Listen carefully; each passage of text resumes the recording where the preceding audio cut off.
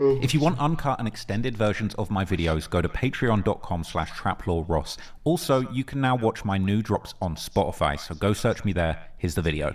Playboi Carti is one of the most mysterious artists in modern hip-hop. The enigmatic rapper has spent the last 10 years cultivating one of the most rabid fan bases in media history. Fans hanging on every word and picture, looking for clues and hints at what moves he might be making next. Every social media post has been pored over, with desperate stans trying to decode any number, symbol, or reference that might indicate that their favorite artist is gearing up to drop new music. But the sad reality is, when it comes to disappointing his fans, Carti is in a league of his own. Time and time again, Carti's hinted at albums or music dropping and has pulled the rug out from under his listeners. But the question is, why does this artist, seemingly with the world in his palm, constantly refuse to deliver the music his fans so desperately want? Is it laziness? Is he scared of failure? Or does Carti really low-key just hate his fans and supporters and love disappointing them? Well, the truth might just be more shocking than anyone could have ever imagined. Because despite his music being incredibly creative and focused on the parties and mosh pits rather than the streets, behind Carti's recent trademark sound of rage music is a deadly secret that he's been forced to hide for years. Despite not making drill music or gangster rap,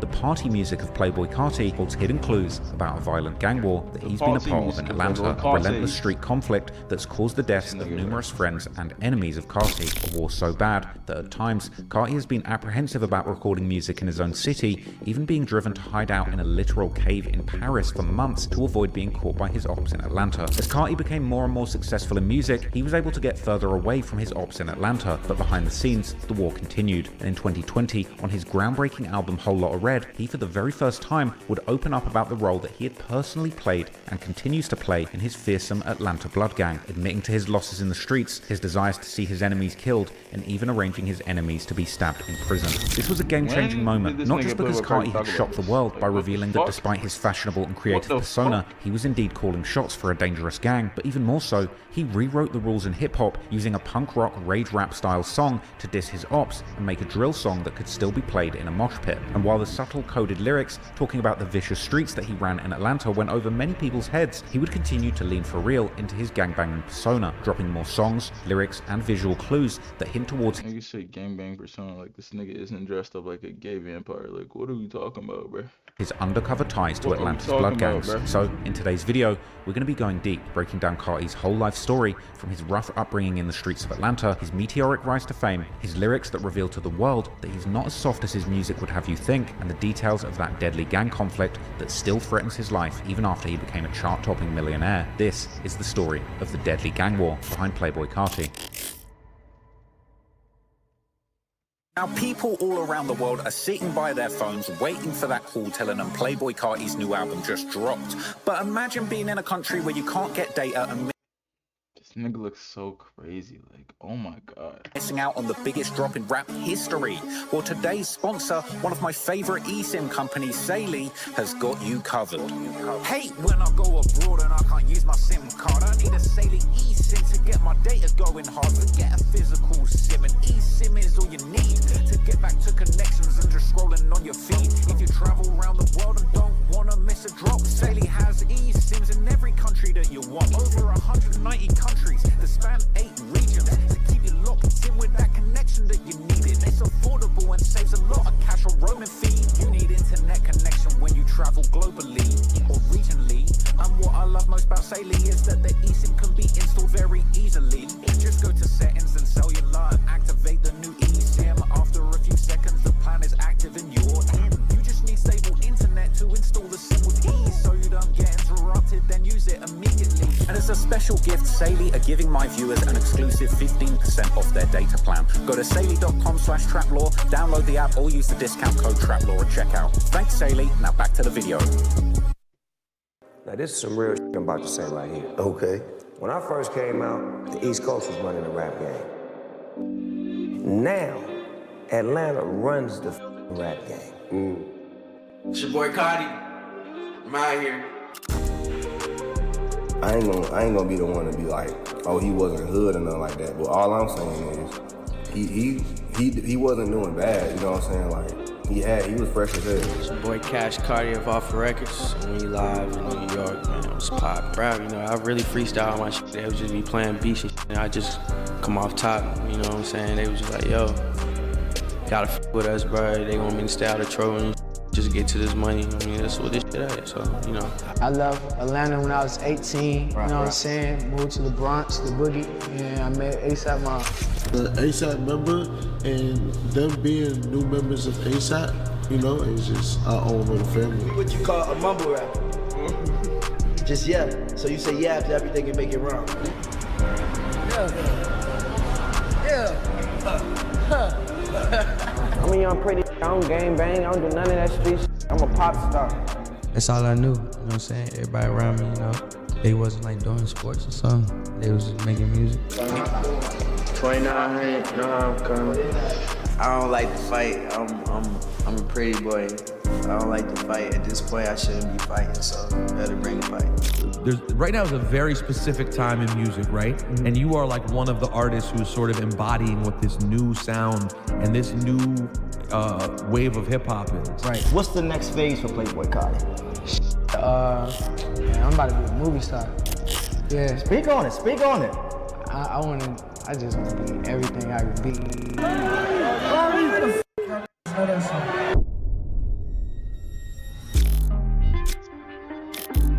Yeah, man, big bang, duct tape, mafia shit, man. I put my trouble for the video shit, man. Kicking with the pretty lady la la. You know, duct tape a movement, man. Duct tape like family, man. Family orientation, sticking together, unity. You know what I'm saying?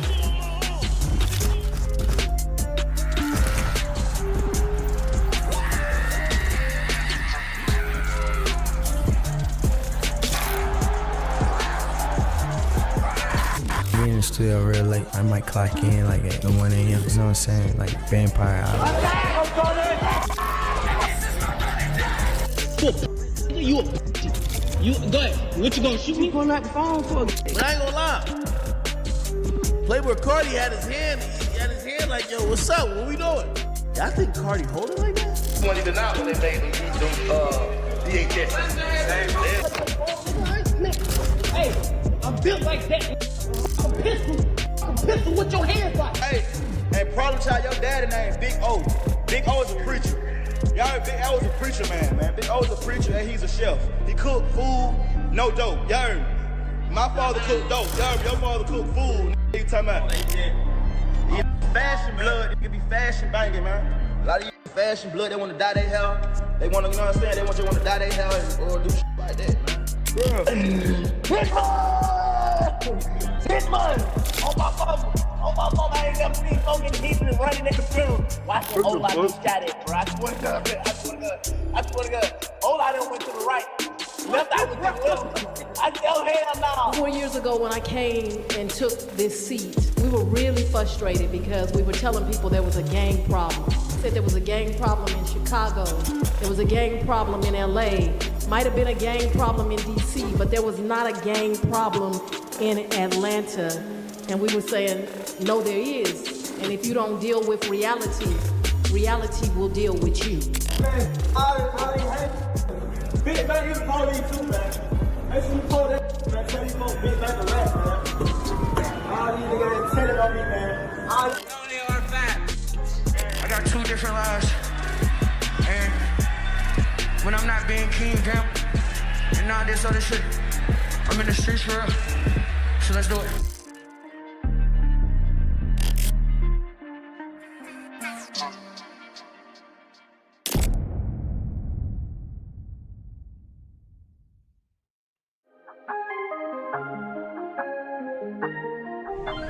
Playboi Carti was born Jordan Terrell Carter on September the 13th, 1995 in the metro Atlanta region of Georgia, with Carti telling Fader that his father was originally from the mean streets of Chicago. My dad from Chicago, you know what I'm saying? He's from the hood, so. Despite having family ties to the capital city for American gang violence that birthed drill music, Carti would introduce himself on the come-up as a South Atlanta native. Same shit, bro. From South Atlanta, Riverdale, man. Really is not too much you can explain. It's more like a place you just gotta get out of. I did that, lived 15 years in Riverdale. Did the rest, and fair and flatbed, yo. I had to get out. Raised by his hardworking single mother in South Metro Atlanta's suburbs of Riverdale and Fairburn. It seems like he grew up in a fairly supportive household that fostered independence, but like many kids, it seemed that he ended up abusing the trust that his mother had offered him, revealing to Complex that when he was younger, no one could tell him anything and that he was a wild kid, occasionally getting into so much trouble that it would literally bring his mother to tears. Carti attended Bear Creek Middle School in Fairburn, and then the Creekside High, located next to Bear Creek, before later enrolling in North Springs Charter High School, a magnet school drawing students all across Fulton County. He was heavily involved in sports when he was younger. Speaking with Fader,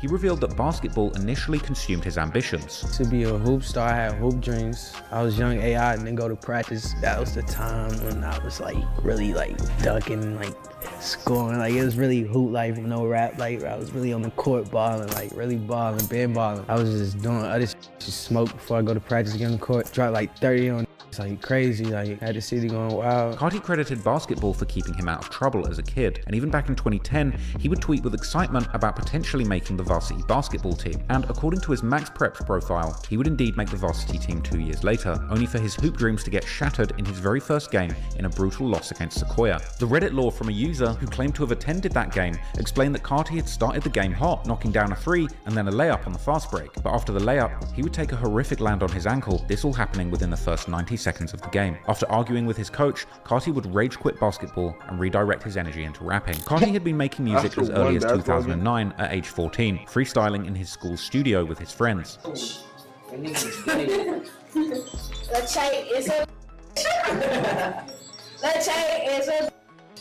He kept his tracks secret until his classmates stumbled upon them, giving him the validation boost he needed to take music seriously. By the next year in 2010, the 15-year-old Carti was going by the name JC, announcing his upcoming aviation class mixtape via Twitter in September. A mixtape that Carti wouldn't drop, only releasing a couple of singles months later, these being Max Appeal and Undead Memory. By April 2011, he would rebrand as Sir Cartier, blending his surname Carter with the luxury brand Cartier, also tweeting about his main interests as a 15-year-old being basketball, skating, music, going out, and of course lean and Tylenol. I guess some things never change. His Tumblr was a tribute to his teenage interests, particularly drugs, basketball, and skate culture, as well as posting many of his favorite artists at the time, like Currency, Mac Miller, and Wiz Khalifa. Carti later told XXL that Currency actually used to be his favorite rapper, even paying homage to him by using a $ in his rap name at the time, Cash Cartier, and naming the Louisiana rapper alongside Gucci Mane and Wiz Khalifa as his favorite rappers on Twitter in 2012. Carti credited his older brother Reggie for putting him onto Gucci Mane and other Atlanta artists at the time, and he also posts about other artists that inspired him, like Kanye West, Kid Cudi, Lil B, the Raider Clan, including their main member Space Ghost Perp, Krayshawn, Tyler the Creator and his Odd Future Collective, and MF Doom, showing that Carti was clearly a big fan of the underground rap scene in the early 2010s. He would also name the rap legends member artists that inspired him, like Kanye West, Kid Cudi, Lil B, the Raider Clan, including their main member Space Ghost Perp, Krayshawn, Tyler the Creator and his Odd Future Collective, and MF Doom, showing that Carti was clearly a big fan of the underground rap scene in the early 2010s. He would also name the rap legends Jay-Z, Tupac, Biggie, and Nas as his other rappers that he grew up listening to XXL. Carti had a diverse range of influences, from the creative oddballs of rap, the commercial kings of lyricism, and the street and trap gods who told tales of the hood. Carti also had an early interest in fashion, tweeting during a summer holiday of 2011 that he had a new style and he couldn't wait to go to school so that people can hate on him. He also showcased his fashion interests on Tumblr, showing off fitted caps, Supreme, Vans, and Jordans. YouTuber and former classmate Aristotle would speak on Carti's swag in high school. Aristotle, how was the GOAT Carti back in high school? Back in school, swag, I ain't know her, I'll be honest. To me, he was probably the best dresser. Like consistently from 7th, 8th, 9th, and 10th. In April of 2011, Carti took to social media to announce his next mixtape alongside some cover art. Although the mixtape titled Killing Me Softly also never got released, it morphed into a future project instead. A few months later in July, a babyface Carti dropped his debut music video, Cry. Recorded in the summer after freshman year by the 15-year-old Sir Cartier, Currency's influence was evident in the sonics of the song, with Carti rapping in his natural baby voice. A young Uno the Activist also made an appearance in the video. Carti and Uno would go on to come up in the scene together. At the time, they were like brothers, until an act of betrayal would ultimately shatter would go on to call baby voice. A young Uno the Activist artists also made an appearance in the video. Carti and Uno would go on to come up in the scene together. At the time, they were like brothers until an act of betrayal would ultimately shatter their bond. Carti's first video went on to gain over 700 views in its first month. Small successes for a new rapper, and he wasn't ready to slow down. He followed this with the release of Room for the Ladies just days later, and a full mixtape by the end of 2011 called THC, The High Chronicle. Next, Carti dropped Steez, a track blending Odd Future's rebellious energy with Currency's laid-back flow in a lo-fi video that was showcasing growth from his prior tracks and videos. Originally teased as a single from a project titled Cream, Carti was teasing fake albums from the very start, and predictably, Cream was also ultimately scrapped, and Carti pivoted to his sophomore mixtape. This nigga was teasing fake albums before he was fucking even a real artist, before this nigga was 16. Like, what the fuck, bro? This nigga's been doing this shit. Young Misfit. Young Misfit featured a dark, experimental sound with a horror aesthetic, and Carti later admitted that his music at the time was made purely for his friends and not for fame. While attending North Springs Charter High School in 2013, Carti began frequenting parties hosted by Atlanta rapper Key, aka Fat Man Key. Key became Carti's mentor, describing Carti as quiet but observant to GQ. The parties had Carti rubbing elbows with other Atlanta artists, but most importantly, he met the producer Ethereal and other members from the Atlanta-based rap group and future music label Awful Records. In March 2013, Carti dropped the Young Lean-esque track Out Here. This was meant to be part of another scrapped project called Sensation, a 9-track project that was later recreated through leaks. Interestingly though, in a 2014 interview, Carti explained why he hadn't released a full project yet, hinting towards the gang war in his city and saying that he's in the streets and rap comes secondary to that. So you still haven't released a full project or a collection of songs. Do you plan on doing that anytime soon? I mean, like, really, I don't understand what the fuck we got going on. We're really out here. Rap shit is sick. Can't really get too deep with that shit because I can't know all that shit. But this rap shit is sick. I'm trying to tell you. She's sick, Carti. It would actually be 5 years before Carti would finally open up about his ties to the Blood Gang in Atlanta, but at this time in his career, he was still keeping tight-lipped about his gang ties and wanted to focus the conversation to his fashion sense. In the same interview, Carti was asked about his fashion sense, making him be seen as weird, suggesting that Atlanta fashion is more focused on future trends rather than what's popping right now. You're always viewed as a weird kid in the South Side. I know compared to your Atlanta style, it's always been a little more in tune with the future versus what everyone is on today. You were talking about Bape and shit on your first tracks, and now all the cool kids in Atlanta I talked about are decking Bape. Oh yeah, I mean, shit, we been there, bro. Like, I mean, that's what we came up on, you feel me? Like, a lot of that, like, new shit, was just jocking the old shit. From here, Carti grew close with Father, the head of the Awful Records crew, and he began prioritizing studio sessions over school. At the start of 2014, he dropped a Young Xan, a Xanax-themed love song that sampled over school.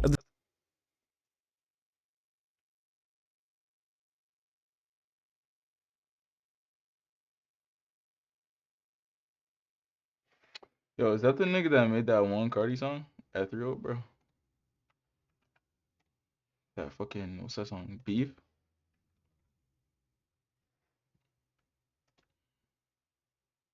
It is the nigga who made that song. What? Who got beef for me? Who got beef for me? Who got beef for me? Who got beef for me? Who got beef for me? Who got beef for me? I got niggas in the streets through 7 years for me. Yeah, kill for me. Kill for me. R.I.P.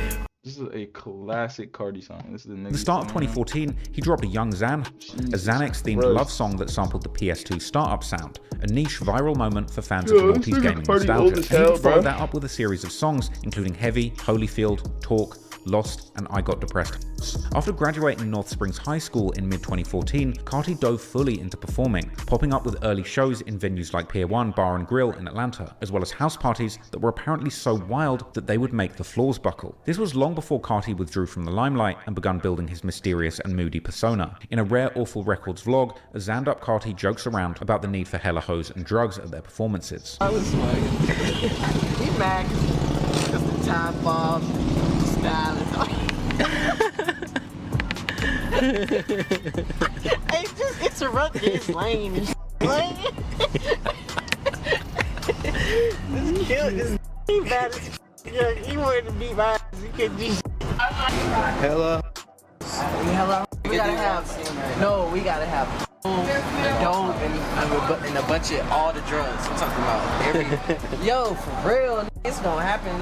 A far cry from his later vampiric mystique, commenters on the video genuinely said, "I ain't ever heard Carti laugh like that." Others asked why and when the laughter had to end. But from here, Carti seemed to be enjoying his new life as a budding rap rookie, and he continued to drop his early music with the help of Awful Records. Tracks like By Myself or No Help and Smash, which blended punk aggression with trap elements, a teaser of his signature punk rock inspired rage music that would later become his calling card. And going into 2015, he had another track called Mercedes. Carti would also go on tour with Awful Records, who were apparently helping him find his niche and build up his initial audience of Zan-gobbling street fashionistas. He was traveling all over North America with Awful Records, who would vlog his every move and document his growth as an artist and performer, as well as some hilarious behind the scenes moments. Hey, they know what's up. They know what's up. Catch Carti in the hall.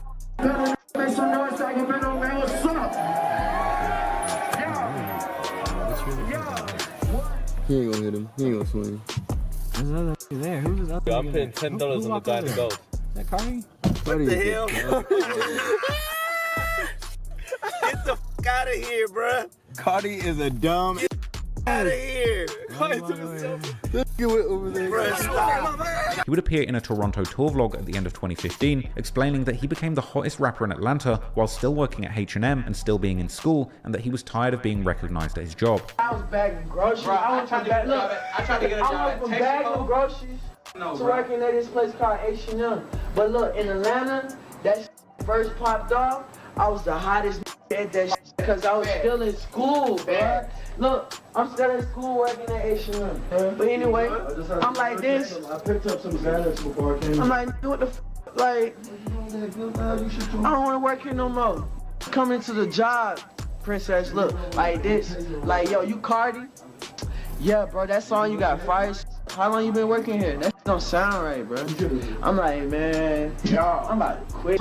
It seemed that seeing more of the continent opened his eyes to how limiting the Atlanta scene was, convincing him it was time to spread his wings and go further. So he moved to Brooklyn in New York, where he had family ties. His mentor Key told GQ that Carti had outgrown Atlanta, and it was necessary for Carti to get out of his hometown to broaden his horizons and find himself. Once he got to New York, he locked in with fashionistas Ian Connor and A$AP Bari before being introduced to A$AP Rocky himself at a South by Southwest house party.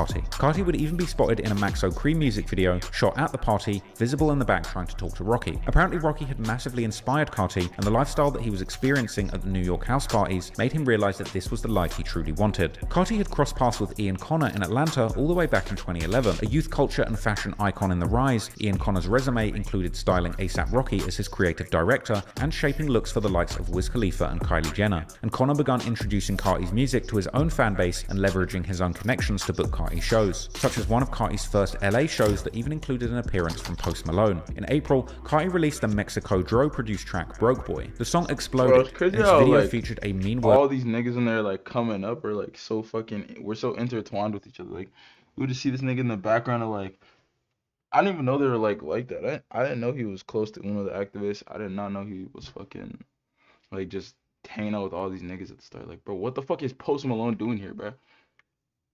Such as one of Carti's and now these niggas both have hundreds of millions of dollars. Like, first LA shows that even included an appearance from Post Malone. In April, Carti released the Mexico Dro produced track Broke Boy. The song exploded, and its video featured a mean-worthy sloppy toppy scene. The track would hit over 1 million views in a year, and it was Carti's first breakout hit that solidified his place in the Atlanta underground rap scene. Ironically, released during a time when he was broke and supported by fellow Awful Records members, through 2015, Carti was getting opportunities to rap along future greats of the game, dropping Fetty with South Texas rapper Maxo Cream and New Jersey's Dash, and he would rub shoulders with the likes of Lil Uzi Vert at a Post Malone show, a meeting that would birth future hit records, and releasing his first collaboration with Atlanta legends 21 Savage and the then incarcerated Gucci Mane called Peepin'. But despite all the support Awful Records gave him during this broke era, Carti wouldn't appear to have much loyalty to his crew, as Carti eventually joined A$AP Rocky's Org label, announcing it on stage at a live performance.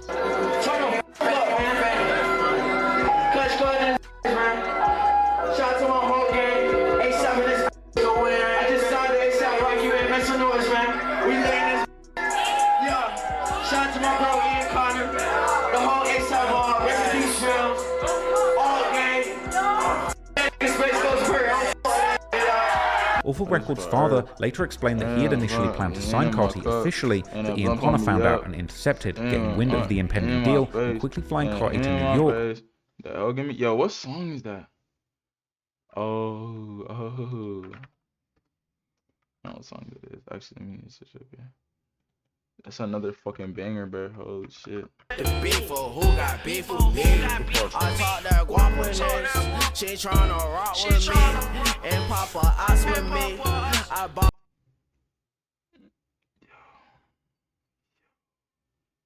This is crazy, bro. This is some like. This is like bringing some fucking nostalgia back. I found this shit for the first time.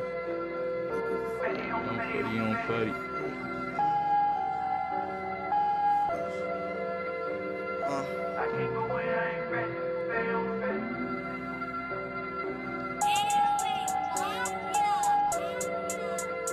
Money bags. Money bags, nigga. Fatty on fatty on fatty. Fatty on fatty on fatty. Fatty on fatty. I just left Houston. I just left Earth. Lean in my cup, gas in my blunt. Got some hoes who gon' fuck. I'm still pouring up, I can see in his face. There's on my waist. Now you all on her face. That hoe give me face. That hoe give me faith. Damn, that hoe give me faith. Fatty on fatty on fatty. I can't go in, I ain't ready. I can't go in, I ain't ready. Yo, that's crazy. Forgot about that shit. To ink a deal with ASAP instead. In a 2016 interview with a Japanese reporter, Carti claimed that he was never officially part of Awful Records, only ASAP. You got like the sign, the father first, right? Father and then... I was never Awful Records. I was never Awful Records. Shout out. Never been Awful Records? I was never Awful Records. It's ASAP Mob. Yeah, that is what it is. Okay, tell me, okay. I'm gonna tell me the truth. Okay, tell me the truth. Like, you never signed. I was never signed to Awful, man. It's lit. I've always been me by myself, and I fought with Awful on me. You know what I'm saying? But I was never signed to no. I always wanted to be a boss. I made myself a boss. So father know that. So it's lit. ASAP Mob, all gang, dead. Yeah. Cash. But whether or not he did right by the original crew that helped him get on is up for debate. The fact is, Carti was making the bigger move in his career and aligning himself with the hottest people in rap and fashion. A day after signing the deal, Ian Connor teased a Carti and Frank Ocean collab. Yesterday, today. Right now, Carti's doing a song with Frank Ocean in New York City as I taped this. And from here, Carti also started booking his first international shows, later being seen at Paris Fashion Week for the first time. In November 2015, he featured on Rich the Kid's song Plug alongside Kodak Black, which racked up 4 million views in 4 months, and finishing off the year with his first collaboration with Lil Yachty, Run It. This was a time when Carti was still priding himself on being relatable, explaining during a December vlog filmed in Toronto that he's a normal dude, suggesting that people look at him and say that Carti reminds him of themselves. One of these lanes, like you're not It's far from normal now. I'm a normal. Nigga thinks he's the god among men. Look, I'm a normal, but I'm that you see on YouTube. You be like, damn, that Carti remind me just like of myself. That Carti remind me of myself.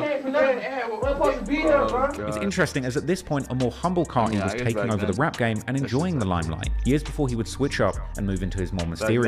Back then that shit's accurate. Now, like, I don't look at this nigga and see my, like, if you look at this nigga and see yourself, you're crazy. Era. This would ultimately be a gradual process of evolution, but already in 2016, people began noticing the change in Carti. During a Triple S Entertainment interview, Ian would explain that Carti had to cut some people off in Atlanta to succeed, and Carti revealed that people are saying that he has changed. So, Carti, for him to take care of his young that's come up under him, he gotta do it by himself. He gotta cut them off like his in Atlanta. Like, Carti, you moving funny, you acting like this. That changed. He got to do it. He had to come here to make sure that he can go out to Atlanta and build a house so they can live it. You feel me? In response to people saying that he changed up, Carti fired back, saying that those people just don't have any vision.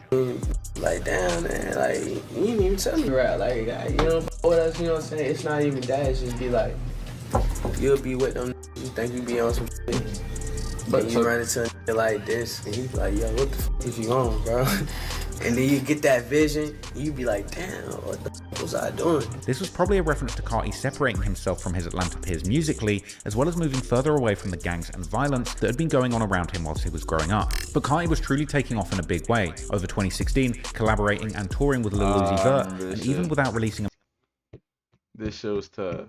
This song was tough as fuck. I'm not gonna lie. Major project under ASAP's label, by September, he caught the attention of the industry and managed to sign a major record deal with Interscope Records. With the support of a major label, Carti would cook up his first full-length release, and it ended up being a legendary project. On April the 14th, 2017, Playboi Carti's self-titled mixtape finally dropped, and despite sharing a release date with Kendrick Lamar's Damn, Carti carved out his own lane, debuting at number 12 on the albums charts and moving around 28,000 units in its first week. The standout song was Magnolia, an incredibly hypnotic hit that you just had to reload. Something I did many times, with the track being personally my third most played song of 2017. And Carti's first official single was a chart success too, hitting number 29 on Billboard and racking up 15 million views on YouTube in a month, today sitting over 200.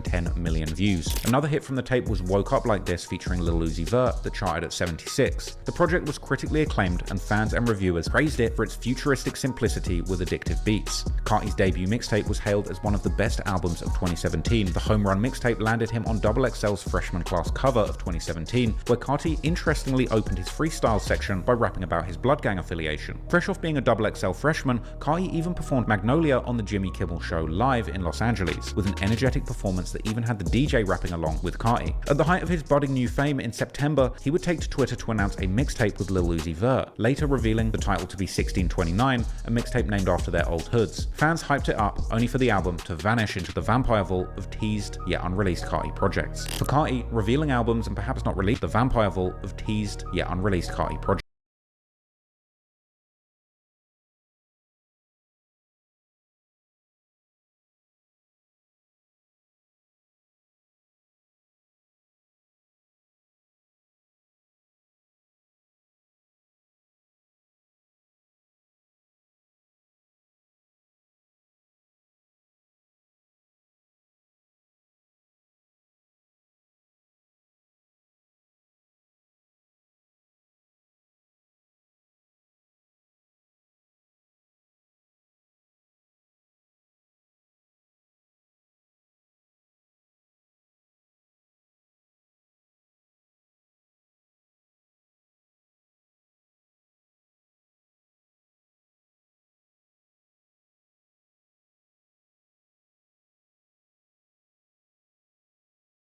For Carti, revealing albums and perhaps not releasing them was its own marketing strategy. But by the end of 2017, Carti would announce that he was truly locked into album mode, and the stage was set for 2018 to be his true metamorphosis. In May 2018, Carti released Love Hurts through SoundCloud, the lead single to his upcoming debut album Die Lit, which dropped just over a week later on May the 11th, with an album cover that paid homage to the British punk band Charged GBH. Carti was truly evolving the sound of Atlanta trap, sonically merging Atlanta rap culture with punk rock and futuristic synthesized production and auto-tuned vocals. He was pushing the boundaries and making something incredibly unique, and fans would love it. It debuted at number 3 on Billboard with 61,000 units sold in its first week, and Die Lit also charted in 8 other countries. Standout tracks included Shooter featuring Lil Uzi Vert that peaked at number 46, with the thugged out lyrics about the gang activity in Carti's hood once again going over many people's heads. Die Lit would even make leading YouTube music critic Anthony Fantano shift his opinion on Carti from mind-numbing to mind-altering. Really struggling to hear anything special about what this guy has to offer,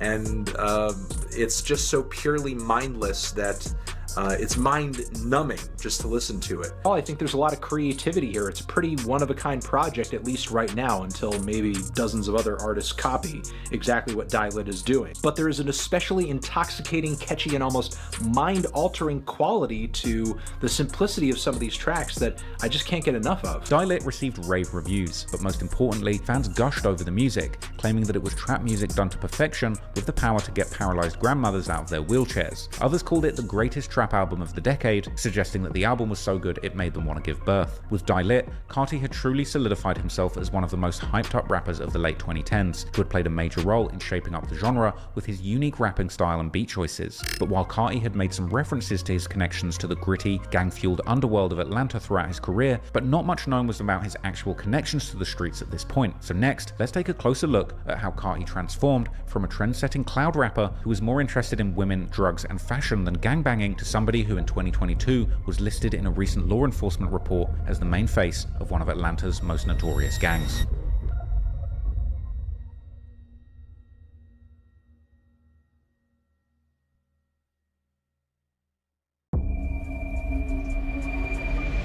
In the modern rap culture, some cities and their rap scenes are almost synonymous with their gang culture. The most famous example, of course, being Chicago, the birthplace of drill music that single-handedly brought gangs back to the forefront of the broader rap scene since the 90s gangster rap boom. Within the Chicago rap scene, the specific gang affiliations and rivalries of the artists are as big a part of the scene as the music itself. Atlanta, on the other hand, is almost the polar opposite of Chicago in this sense, or at least it used to be. Atlanta has become known as the Black Hollywood, the capital of modern rap culture, and the birthplace of the most prevalent subgenre of rap for about 2 decades now. I'm of course talking about trap music. But while the drug dealer-focused trap music would also bring some notoriety to the gangs of Atlanta, this would begin in a much more generic sense. Because while it wasn't exactly a secret that the early pioneers of trap like Gucci Mane, Waka Flocka Flame, T.I., and Young Jeezy might have had street affiliations, their exact gang ties and rivalries were never really a topic of much discussion in the lyrics or amongst fans. Moreover, Atlanta's street gang history is relatively short and simple compared to many of the other major rap cities of America like New York and Los Angeles. While these cities were already struggling with out-of-control gang wars and record-breaking murder rates brought by the 80s and 90s crack epidemic, Atlanta was only just beginning to experience rising tensions, with the newspapers at the time reporting how Atlanta was in the very early stages of gang evolution, with the few gangs existing still lacking any identifying symbols, colors, and other markers that the gangs in LA, NY, and Chicago were rocking. Nor did the Atlanta gangs have much organizational structure, but they were still getting their hands on serious weapons and sparking fear into the community. But still, in 1988, law enforcement estimated there only to be about 5 gangs in Atlanta, which, to be fair, likely also says something about the tendency of police at the time to downplay the risk of gangs in the city, which had so far avoided much of the mayhem that was going on in many other major cities across the US. Some reporters would accuse Atlanta officials of pretending that gangs weren't a problem in the city and sweeping things under the rug, but later that year, the local papers would report how even the feds were now beginning to look into the gangs operating in Atlanta, with one gang name in particular being repeated often, the Miami Boys, a Miami-originating drug-dealing crew who were attempting to expand beyond the borders of Florida. Coming into the 90s, the feds would finally admit that the gangs were in Atlanta for good, and while they were still mostly small in scale, they were evolving fast. The newspapers began to publish more in-depth looks at these gangs, showing how they had adopted the habits and even identities and symbols of major gangs from LA and Chicago, using graffiti to mark their territory and showcasing their allegiance with LA gangs like Crips, Bloods, and Pyrus, and Chicago gangs like Gangster Disciples and Vice Lords. However, the authorities considered these gangs to largely be wannabes who weren't actually connected with the real national blood gangs. This might have been true in the late 2000s,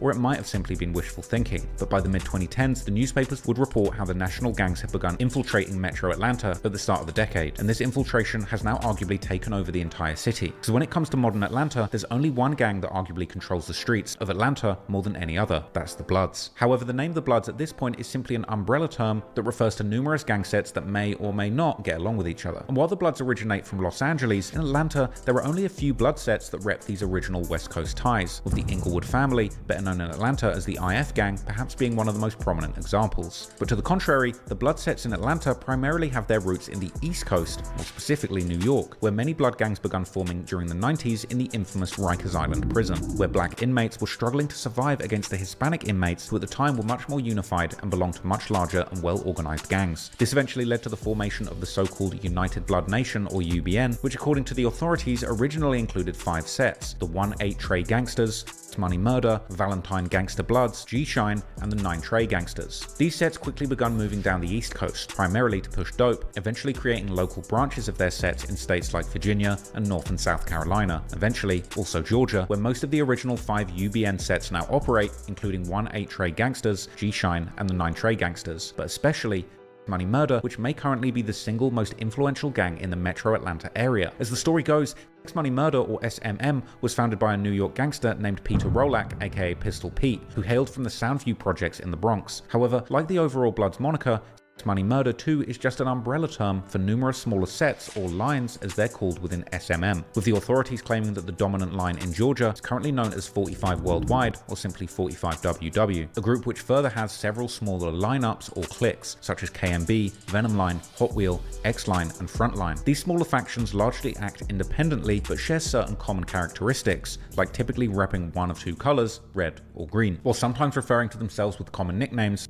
Money Murder, like Murder Gang, Blazers, or BBO for Blazing Billy Only, Two Gun Gang, or Trendy. This last name perhaps explaining the extremes that some of the biggest rappers affiliated with Money Murder have taken unusual fashion choices, making it almost seem like the zestier the savage, the higher they'll climb on the gang's ladder. But the reality is, no matter how unusual you think Carti's clothes are, in the streets, he's respected, and the group that he rolls with are nothing to play with. Playboi Carti is allegedly affiliated with some of the small cliques or lineups under the Money Murder umbrella, most notably a set known as the Homicide Gang, as well as their very close ally called 800. Homicide Gang's origins are interestingly based on a record label that was also functioning as an alleged gang called DTE, or Duct Tape Entertainment. Founded around 2005 by the CEO of the label called Big Bank Black, or simply Big Bank, real name Rashad Halsey Sr., together with the rapper Ali Boy. This was following the arrest of Ali Boy and Big Bank for pistol and drug charges, which saw Ali Boy going to jail and Big Bank getting probation. Founded while Ali Boy was still in prison, they would start pushing Duct Tape following his release in October 2005. But I had just got out of prison,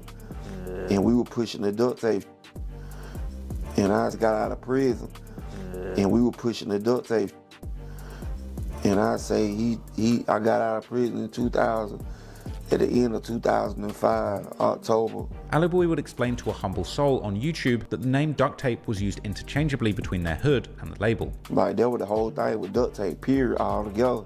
Like, we were looking at it as a label, but we still was just looking at it like, boy, this our hood, this our, you know what I mean? So when you say Duct Tape, we were down there saying our hood, you know what I'm saying? DTE hailed from East Atlanta, aka Zone 6, more specifically a neighborhood called Edgewood, one of the many neighborhoods around downtown Atlanta that's experienced recent gentrification. Besides Ali Boy, perhaps the most notable artist on the label was the late rapper Trouble, and the label has been connected with contemporary rappers like Future and 21 Savage. These associations likely at least partly being due to their shared affiliation with the Money Murder, with both Future's Free Bands gang, aka FBG, and 21's Slaughter gang having confirmed ties, and having many members that rep this set of the Bloods. Sometime during the mid-2010s, some of the younger kids connected to DTE began repping the Homicide gang, originally also going by EH. Yeah, I don't know, bro. Like, do you see all them zesty ass photos this nigga had of Carti? Like, I don't even know. I don't know what was going on, bro. Like, these talking about Carti messing with some people, and they ain't nothing to play with. Like, what is this nigga talking about? What is this nigga talking about? That zesty vampire boy? Shit. Or extortion homicide. During the mid-2010s, some of the earliest homicide-affiliated rappers, like the rapper formerly known as Homicide Doody, later known as Problem Child 5, would perform under the Duct Tape Entertainment, being apparently hand-picked by Big Bank himself. Also, the 800 set, also known as 800 BBS, or 800 Block Back Street, which literally hails from around the 800 block of Smith Street in the Pittsburgh neighborhood. This was an area where many of the Homicide members grew up, and the neighborhood has been affiliated with Duct Tape Entertainment for a long time, with a house there even formerly showcasing art repping both 800 and DTE, and Big Bank would mention how he was pushing artists from this set in his interviews. Yeah, I got a whole crew. I'm still, bringing the next generation of this Duct Tape thing. I got, I don't even want to call their names out, but it's a whole new crew coming. A whole 800 Back Street. We coming hard, like. DTE was also close with other older sets from the Edgewood area, such as a set called the Runts, who were even included on the FBI's National Gang Threat Assessment in 2011. The name Runts is of course familiar to many fans of modern Atlanta rap due to the rapper Ola Run, who's in fact part of the younger generation of the Runts. He actually used to rep DTE as well all the way back in 2010. Now, the younger generation of the Runts goes by the name Henchman, with their other notable rappers being guys like Benji Bluebills, Woo the Savage, and 24 Left Eye, who's become a target of some pretty controversial rumors in recent times. Henchmen are notorious in Atlanta for being perhaps the most hated gang in the city, with little to no allies and many enemies. But regardless, Henchmen and Homicide Gang were seemingly close in the beginning, although they've had certain organizational differences. For example, Homicide Gang appears to be under the dominant Money Murder line in Georgia, the 45 worldwide, whereas the Henchmen are under a different line called G20 or B20. There are also other blood gang alliances in Atlanta, with Homicide Gang being affiliated with the so-called 4L Alliance, which includes sets like Slaughter Gang, 1504 aka PDE, and Young Brew 4L, while the Henchmen rep another moniker called 5L. When the national blood gangs first began operating in the Atlanta region, there were relatively high levels of unity between these different factions. But while the gang membership has risen in the state of Georgia heavily, particularly during the past years, the gangs have also become increasingly splintered, with a confusing mix of small cliques and increasingly complex alliances and rivalries characterizing the current landscape. For reasons that we'll get into more later, a breakdown would also take place between the Homicide Gang and the Henchmen during the late 2010s. According to the Georgia law enforcement, the breakdown has also taken place amongst the higher higher-up factions of Money Murder that these two sets are a part of, with the dominant 45 Worldwide line that Homicide Gang is a part of allegedly stating that the G20 line of the Henchmen is not recognized in the state. Likely related to the breakdown between these two sets, Homicide Gang would seemingly stop being active in the Edgewood area, instead moving down completely to the hood of the 800 set in the Pittsburgh neighborhood in Zone 3. Ever since Atlanta got rid of all of their large public housing projects, the gangs in Atlanta have also become less tied to one specific place, and instead, members of a single gang set can have presence in many different locations all over the metro Atlanta area, with law enforcement claiming that Homicide Gang actually has presence from East Atlanta and DeKalb County all the way to Clayton County. The same document reveals that the police have been investigating the Homicide Gang since the beginning of 2022, and it would also label Ola Runt as the most prominent member of the Henchmen, while perhaps somewhat surprisingly labeling Playboi Carti as one of the most prominent members of the Homicide Gang too. This might come as a surprise to some fans who only knew Carti for his baby voice raps and questionable fits, but in the eyes of law enforcement, Carti is a shot-calling and high-ranking blood. So, to truly understand how Carti managed to get to the very top of both Atlanta gang politics and the music scene, we need to go all the way back to the beginning. Not that much is known about Carti's early life gang connections, but the consensus amongst the fans appears to be that Carti was not heavily gang affiliated whilst he was growing up, and his old high school mate from the Creekside High that Carti attended for a period of time would later tell how Carti appeared to be from a fairly well-off family. He always had the latest shoes, and I know his parents bought them, but like whoever his mom was, I'm pretty sure she up. She well taken care of.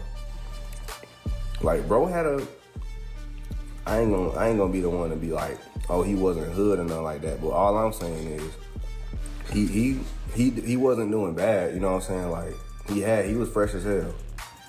Whoever his mom was, or dad, they had some paper. In his earliest songs, like the song 36 Villains from his 2012 mixtape Young Misfit, Carti would simply rep the south side of Atlanta without any references to a specific gang. But already back then, he was clearly well connected all over the city, making songs with other underground rappers from areas like East Atlanta, aka Zone 6. According to Carti himself, he would also get into quite a lot of trouble in Zone 6 in the early 2010s by hitting licks with his old friends like the rappers Man Savage and Fat Man Key.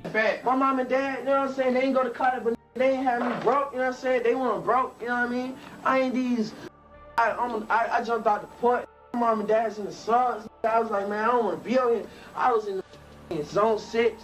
I'm from the 3. I'm in the 6 with Fat Man Key, Man Savage. He in licks, bro. Like I ain't got fat. Like I ain't got. Told me, that's my OG.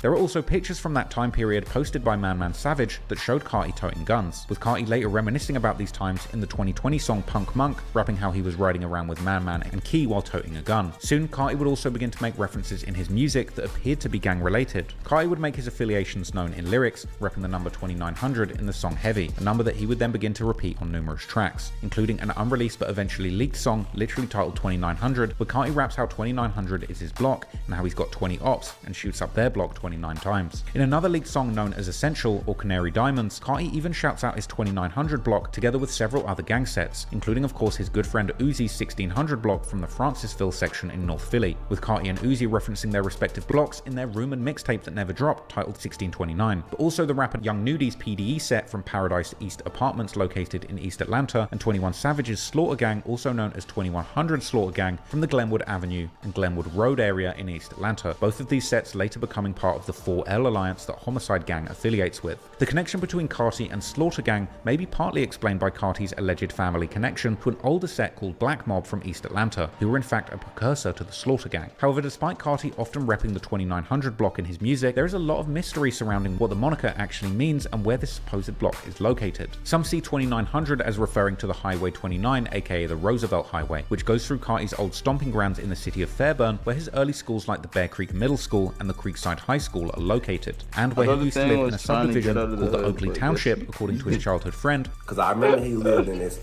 subdivision called Oakley Township in Fairburn, and they had nice houses.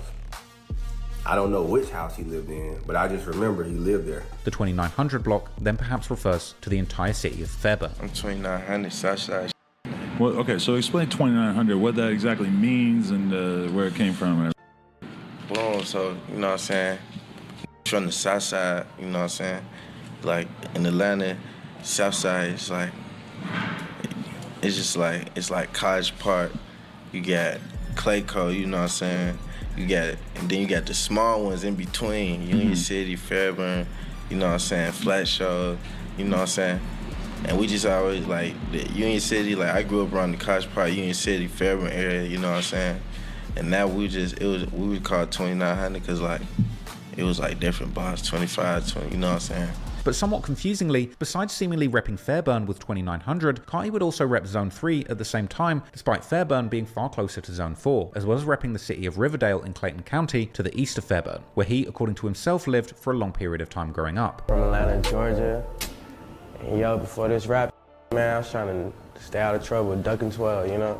Same bro. From South Atlanta, Riverdale, man, really is not too much you can explain. It's more like a place you just gotta get out of. Carti has seemingly also been affiliated with at least one set from Riverdale, known as RSG, or Rich Slime Gang, who rep the East Coast blood set 5'9 Brims, and are also known in the Atlanta rap scene due to rappers like Slimacito. The main takeaway here perhaps being that Carti has always been moving around and making gang connections all over Metro Atlanta. However, when it comes to the 2900 in particular, which Carti repped the most throughout his career, there are also old social media posts that seem to imply 2100 being a specific set from Fairburn, who were apparently beefing with another local set called Goon Squad back in the day, this beef being also connected to Carti's old high school, the Creekside High. And there's even some old posts seemingly implying that 2800 was in fact a blood set, a rumour that's been repeated by fans on Reddit. The following year, as Ian Connor would take over managing Carti, the duo would make their way to Los Angeles, where they would apparently link up with the Campanella Park Pyrus from Compton, this eventually even starting a rumour that they had actually blessed Carti and Ian into the Bloods. Okay, start calling weed. Check it out. With it. Yeah.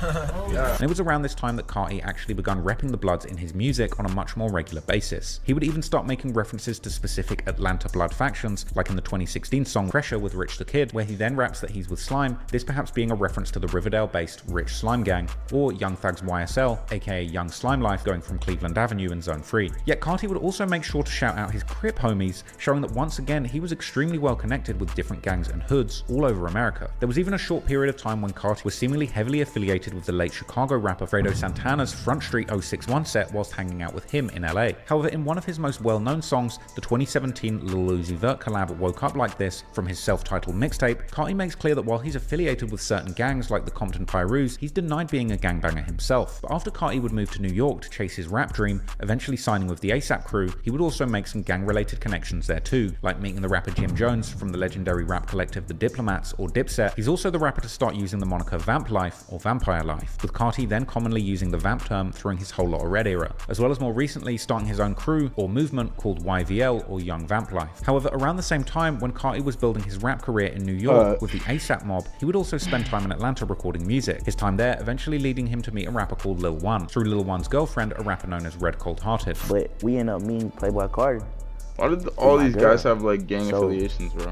Like all these niggas. He was already like from 2016. Like we've been rocking with each other. Oh, these niggas, bro. So he been around us since like 2016. But Lil One wasn't just any random rapper, as his dad, or at least stepdad according to some Redditors, is none other than the Duct Tape Entertainment CEO, Big Bank, which is why Carti can be seen in some pictures wearing DTE merch and hanging with members of DTE, including Big Bank himself. Being part of the young DTE generation, Lil One is also affiliated with the 800 set and Homicide Gang, as he makes clear in his underrated 2019 banger titled 800, as well as another song called Homicide, dropped in 2021 with none other than Carti himself. Other 800 Homicide Gang members that Carti would become close with during this period are people like Big Sosa, who Carti would spend perhaps the most time with, the two doing everything together, from playing basketball and shooting dice to attending baseball games and hanging out in the hood. There's also the rapper Problem Child 5, who some Redditors claim to have been the one who actually stamped Carti into the gang, although this would have perhaps been more likely done. What? He claims homicide mainly because PC5 stabbed him. He got ties for the East Coast. What the fuck? This nigga stabbed him to be initiated into a gang? Ball and shooting dice, to attending baseball games and hanging out in the hood. There's also the rapper Problem Child 5, who some Redditors claim to have been the one who actually stamped Carti into the gang, although this would have perhaps been more likely done by Lil One or Big Bank. Carti would also hang out with members like another rapper called R5 and a young'un called Lil Demon, who Carti would shout out as 20. I was like, holy shit, stab this nigga into the gang? Yo, imagine a nigga tells you, yo, join my gang, yo, we gotta shank your shit up. So many gangs, I have no clue ever exist. Yeah, bro, there's like, I feel like most of them, chill, bro, chill out, bro, like, Like, can you stop, bro? Last year of college, like that doesn't mean anything. Okay, bro, I just misheard. I misheard. And you saying that like that's crazy, being stabbed into the gang. They be beating people up as gang initiations, like beating them within an inch of their life as gang initiations. I read stabbed. No, I heard it. I was listening to what he was saying. I thought he said stabbed. I didn't see this. I didn't see stamped. I didn't see him. I wasn't paying attention. Yo, chill out. Chill out. I did not read stamped as stabbed. That's fucking crazy.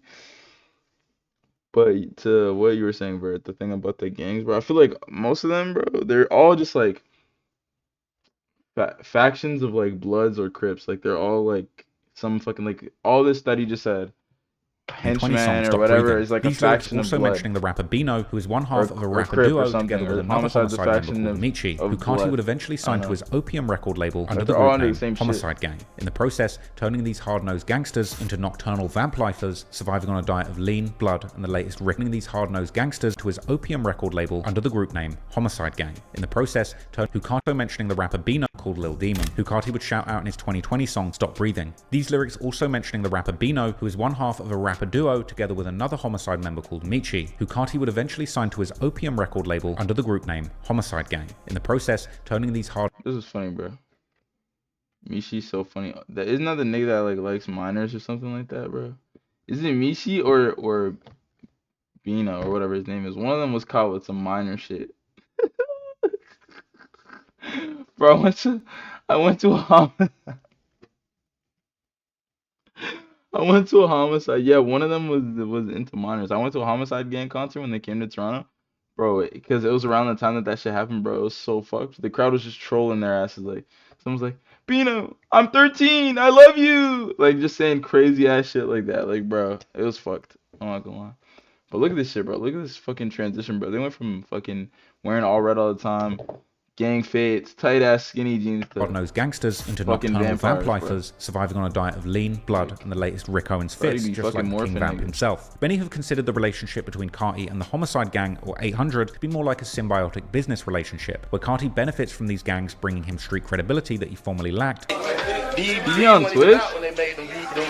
What the fuck? I've never seen that before. There's some different kind of bills out there. I got some of them in there. All I know is one of them is a pedophile. Meanwhile, the Homicide Got Gang and caught 800 talking to obviously minors. benefit greatly from all the attention Carti can bring to their numerous rappers. Not to mention guys like Michi and Bino getting officially signed to Carti's Opium label, and no doubt getting a bag for themselves. However, others seem to think that Carti is basically getting friendly extorted by these gangs who use him for clout while supposedly giving him protection, but arguably not having any real love for him as a person. But whatever the truth is, becoming part of a notorious gang in Atlanta does not come without its Why own does nigga have hardships, a- and in recent years, Why Carti does is becoming nigga part... have a fuck? What's that nigga's name, bro? Young Thug Fit in the background. What the fuck? of a notorious gang in Atlanta does not come without its own hardships, and in recent years, That's what I Carti is said, bro. becoming part of a Oh notorious... my god, bro. Look at the timestamp. 47:56. Listen to this bullshit he did for a ad promo at the start. This was the worst fucking shit I've ever heard in my life. This shit was fucking treacherous, bro. Listen to this shit. Now, people all around the world are sitting by their phones waiting for that call telling them Honestly, Playboi with some Carti's of the new outfits album just Cardi be wearing, dropped. But he imagine gay, being bro. in a country where you Yeah, I can't agree. get data and missing out You on wearing the some biggest dressy drop in ass rap shit. history. Well, today's sponsor, one of my favorite eSIM companies, No one can Saley, tell me this has nigga's got not gay. you Look at this, bro. covered. Look at this Hey, shit. when I go abroad and I can't use my SIM card, I need a Saley eSIM to get my data going hard. Forget a physical SIM, an eSIM is all you need to get back to connections and just scrolling on your feed. If you travel around the world and don't want to miss Look a at shit. drop, Saley has eSIMs in every Like, country that you want. Over 100 this nigga is gay. Do you hear this shit? Affordable and saves a lot. Yeah, this British fuck, bruh. Holy shit, that show's terrible. But if I had to hear that, bro, you niggas need to hear that shit too, bruh. But look at this shit. This nigga is gay, bruh. This nigga is gay. I'll never forget when I saw these photos. Okay, that's insane. Niggas putting out in his face. But yo, this nigga is gay. He's gay. Yo, like this is crazy, bruh. Oh my god, bruh. He is crazy. He is fucking crazy. Him and Uzi, bro, they be on some freak shit. Like, I don't even know what these niggas be on, bro. Friendly extorted by these gangs who use him for clout while supposedly giving him protection, but arguably not having any real love for him as a person. But whatever the truth is, becoming part of a notorious gang in Atlanta does not come without its own hardships, and in recent years, Carti has certainly become familiar with the dark side of the streets. As mentioned, Homicide 800 used to be close with the Or I even forgot about that one thing too. This shit. Yeah. Like, what are niggas doing? What are niggas doing? What are niggas doing? What are niggas doing? Like, this nigga, bro.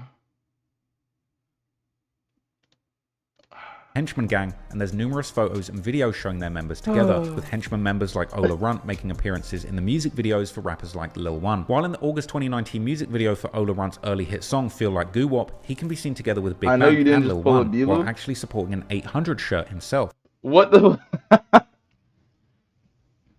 What did Bilu do, bro? What did he do? What did Bilu do?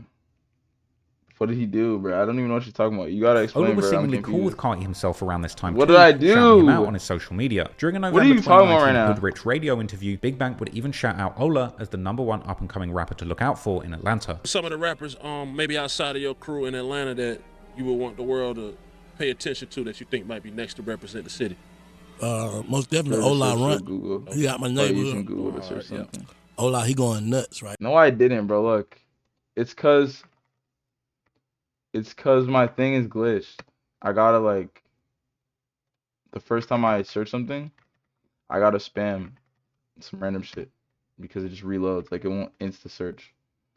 You think I searched up Google to go on Google? Oh my gosh, bro, that's funny. I know. However, soon after, things between Ola and Big Bang would deteriorate quickly, with rumors later circulating that this possibly had something to do with Ola refusing to sign with Bank's DTE label, as during early 2020, it looked like Ola was in fact trying to sign to Gucci Mane's 1017 Records, receiving an iced out chain from Mr. Zone's. No, I heard about this shit. Nigga took the chain and said, appreciate you, but I'm not signing to your fucking label. Like, that shit was fucking hilarious. Just use Opera. How's this nigga making? Bro, Grass, I'm scared, bro. Like, I'm scared. Put it on.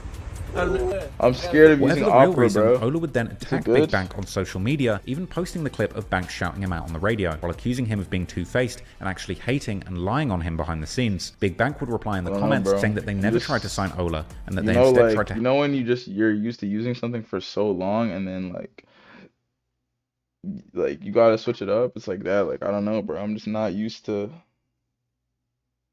Like, I'm used to Google. Like, help him to get signed by numerous people without expecting anything in return, before dissing both Ola and his father. Big Bang was clearly in his feelings, posting also a long message on his own social media, once again dissing both Ola and his dad. Meanwhile, Ola would do far more than just type on social media, dropping a scathing diss track in April 2020 titled Mob Father, Big Bang's nickname in Atlanta being the Godfather. But he would diss both Big Bang personally, as well as sets like Homicide Gang, claiming that Bang got ran out of zone. Yo. Oh my god, bro. 6 and had to move to 800. Nah, there's gotta be a way to fix that glitch. I just don't know how to fucking fix it, bro. Zone 3, and the Homicide Gang was scared of the henchmen behind the scenes. Bang and Lil One would react to the song seeming unbothered, while clowning Ola back. Look at this, man. You don't live kids in the video. Meanwhile, Homicide rapper Problem Child 5 would come out with a response diss towards Ola titled PP's Son, PP referring to Ola's father. Ola would keep dissing on social media, going live around the same time of Problem Child's song release and airing out both Bank and Problem Child 5, even taking shots at Carti, calling him a fashion blood who only pretends to gangbang to look cool without even knowing the inner codes of money murder. Hey, and Problem Child, your daddy name Big O. Big O is a preacher. Y'all heard Big O is a preacher, man. Big O is a preacher and he's a chef. He cooked food, no dope. Y'all heard me? My father cooked dope. Y'all heard me? Your father cooked food. You talking about? And then listen, Big Bank stuff your mama when she was like 14 and he was like in his 20s. So like you his stepchild. Do that no more. They just fashion blood. It be fashion banging, man. A lot of fashion blood. They want to dye their hair. They want to, you know what I'm saying? They just want to dye their hair and or do shit like that, man. You be blood just to dye their hair red, man. They don't know shit about the set. No shit about the royal flush. No shit about the first 5 on the east. About none of that. But Problem Child would clap back. About none of that. But Problem Child would... They saying, hold this thing. Something. Hold on, bro.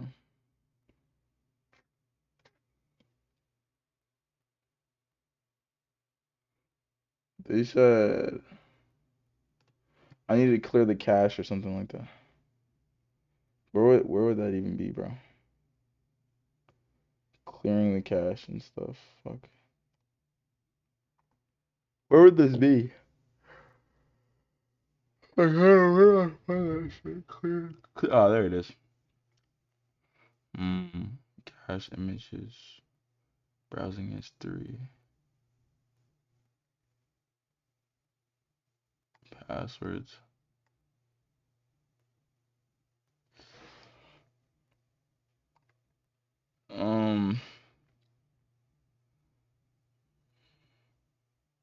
No.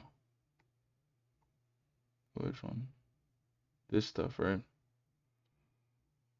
Yeah. Let's see if this fucking works.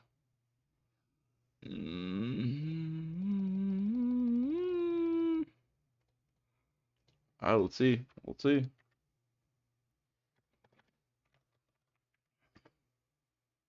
Nope. That shit did not fix shit. Fuck.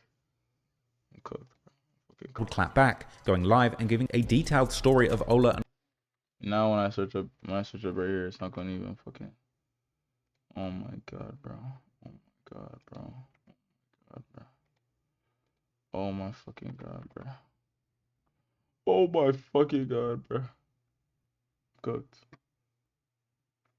Might have to uninstall. Exit Chrome and reopen it.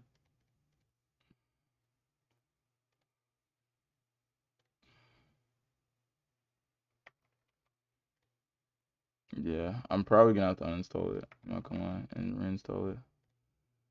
That is probably what I'm gonna have to do. But hey, let me finish this. Story of Ola and other henchmen running during a shootout. Bro. Henchman! Oh my mama, I ain't never seen so many henchmen running at the funeral. I seen running. I seen little Left Eye. I swear to God, I seen Left Eye watching Ola get shot at, bro. I swear to God. Ola done went to the right. Left Eye went to the left.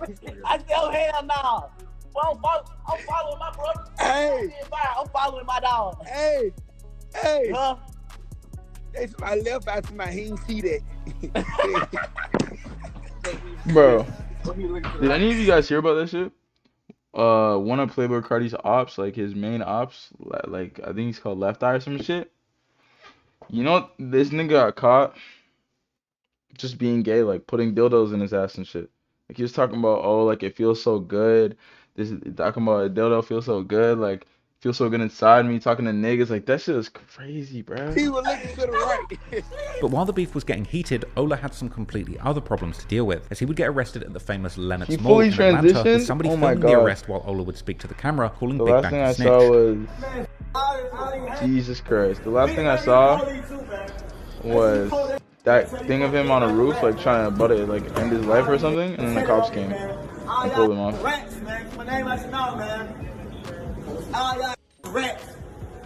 And Ola's problems with law enforcement wouldn't end there, because already the following month, in June, he would be in trouble once again, this time crashing out in style, going live on Instagram while in the middle of a high-speed chase with the police in Monroe County. The Monroe County Sheriff would later give an update, saying that they had caught Ola hiding in the woods after the chase, whilst also posting a picture of him in handcuffs. Unfortunately, things were about to get even worse for the Homicide gang, because later that month, on the 28th of June, whilst Homicide and 800 members were hanging out at their usual location in the 800 block, something would go... Because I don't have any extensions that I had before I had that glitch. The extensions that I have now are like I all got them after that shit was happening. So I think very wrong, and Carti's perhaps closest friend from the gang, Big Sosa, would end up being shot in the head around 10 p.m. that night. He would later pass away in the hospital, and Sosa's death would be a major shock for his set, with the rapper R5 even putting out a project titled Everything for Sosa. And Sosa's death would of course affect Carti, who would change his Twitter name to RIP Sosa, and would later give a heartfelt tribute to him during his 2021 Lollapalooza set, whilst also telling the audience that he was living a double life, and that when he wasn't rocking out shows as a rap superstar, he was, quote, in the streets for real. You know, I lost my brother recently. His name was Sosa, and I really loved him so much. And y'all just, you know what I'm saying, we could talk about this another day. I just gotta understand, like, I mean, you know what I'm saying, I got 2 different lives. And when I'm not being King Vamp and not this other, I'm in the streets for real. So let's do it. This speech leading to the performance of the song Die for Guy, where Carti raps how he's ready to die for his friends. Later, in an interview with the Marvin magazine, Carti would explain how the latest song, Stop Breathing, is actually another side of him that he doesn't even want his fans to see, seemingly implying that the song's aggressive message, where Carti screamed how all he's been able to think about after the death of Sosa is homicide, is too raw a look into his mind, which was seemingly being haunted by thoughts of violence and revenge. Lil Wan would reveal during his October 2024 interview with Dirty Glove Bastard Media how the song Homicide by him and Carti was another tribute for Sosa. It's like, all this going on, Sosa passed. He called me like, bro, we gotta do one for Sosa. You know what I'm saying? Like, we got to. Problem Child, who would claim to have been at the scene shortly before the incident that claimed Sosa's life, would also write a heartfelt message to him, saying how he was blaming himself for what happened for leaving Sosa on the scene without him. It's still not clear what exactly happened that led up to Sosa's death in his home turf. The hell there is have been some wild rumors. Some of It's Playboi Carti. He's King Vamp. Playboi Carti is the King Vamp.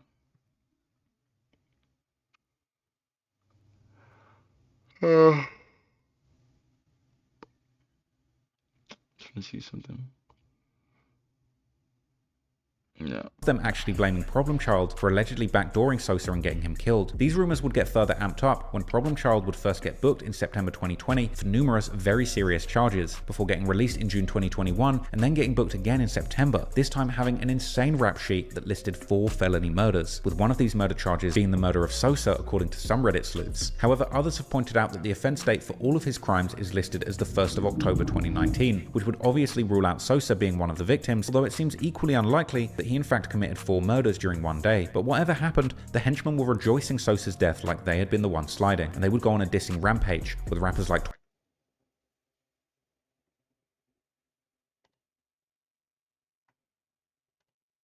like 24 Left Eye and Ola Runt leading the charge and dropping numerous lyrics referencing the murder of Sosa, claiming to be smoking called him. me that. Like, what would you do if your family says, "What's up, King?" Unfortunately for Ola Runt, Bro, that's what he wants. That's what Carti wants. Because in late 2020, he was snatched up by the FBI as part of their infamous Operation Phoenix, which targeted some of the worst violent offenders in the city, the same operation famously leading to the arrest of none other than Lil Woody, the infamous informant from the YSL Rico trial. As a result of this arrest, Ola would be out the streets for some time, but meanwhile, Carti was preparing to drop his 2nd studio album, Whole Lotta Red, which he had been teasing and promising at this point for literally years. But this album would turn out to be nothing like Carti's previous work that he had become known for, like the self-titled mixtape and the debut album Die Lit, where he would mostly rap about girls, designer clothes, and drugs on top of chill and floaty beats by producers like Pierre Bourne. This album would for the first time reveal to the world the real Carti, who was seemingly deeper in Atlanta gang politics than anyone could have possibly imagined.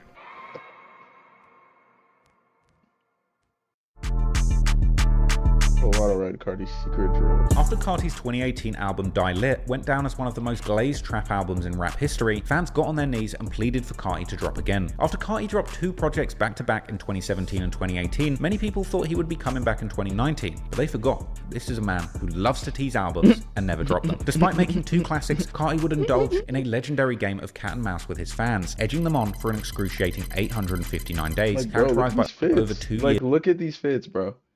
This nigga is gay as shit, dude. Of cryptic tweets, leaked snippets, and mostly silence from Carti. This would turn posts on Carti's subreddit from fan posts into group therapy sessions. The hype all began in July 2018, just 2 months after Die Lit dropped, when Carti teased a snippet called Cancun, and in it, he rubbed oh my god, yo. The amount of times I've seen this fucking snippet, holy shit. Yo, back in 2018, every nigga I knew posted this shit on their fucking story. My stomach hurt. My stomach hurt, yo. Oh my god. My Stummy Hurt, which would become an instant meme. By August, Carti finally gave his next project a name, Whole Lotta Red, this title being a nod to his blood ties and love of crimson-drenched lean. But Carti being Carti, dangled the album like a carrot, teasing unreleased tracks at shows and then vanishing again. Rumors would swirl, and based on those close to him, the album was due in 2019. The next month in April, a legendary song called Pissy Pamper, aka Kid Cudi, a collab with Young Nudie, would leak online. This one was a banger, mainly due to the hypnotic beat with an infectious sample and Carti's mesmerizing baby voice that he used on the track. Fans were desperate for this song, and an unofficial upload posted by a random person on... Yo, that's so sad, bro. That's so fucking sad, bro. This song will never be released. Ever. This song will never be officially released, bro. You know what happened to this song? Apparently the nigga who made the beat was...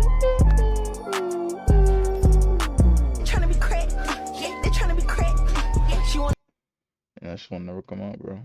Spotify would actually shoot to #1 on the viral charts. Ultimately, though, the success of the leak may have destroyed chances of the song releasing officially, leading many to believe that Carti... Why did you laugh at that, Grass? That's fucked up, bro. That nigga... That song never getting cleared. Forced to make numerous changes to his Whole Lotta Red album due to his intended songs circulating early. By late June, chaos erupted when 5 unreleased Playboi Carti tracks would mysteriously surface on his official Apple Music account. One being the already released Green and Purple with Travis Scott, and another a collab with Chicago's G Herbo. Carti rushed to Instagram claiming that he'd been hacked, the caption saying, "I hate leaks, leave me alone." By this time, the leaks must have been getting under Carti's skin, with him even stopping the music at one performance and asking the crowd how they even knew one of his unreleased songs.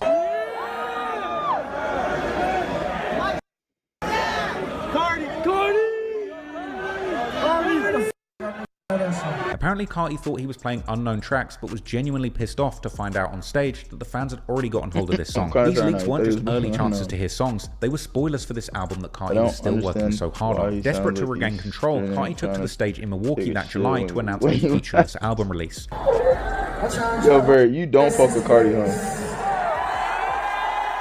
What you say? Yeah, nigga wild like shit. I feel like we worked too hard for this moment. So I'm gonna do no features, just all me.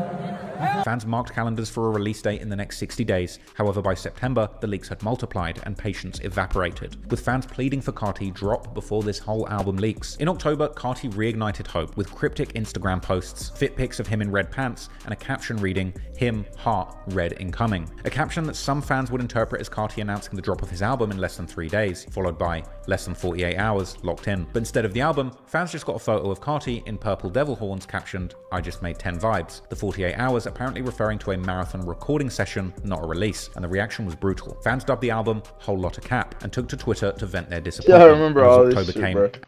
I remember all this shit. No, go back to that song you just played and listen and tell me it doesn't sound like he's straying something. I mean, it does. Pissy Pamper? Pissy Pamper? It does sound like that.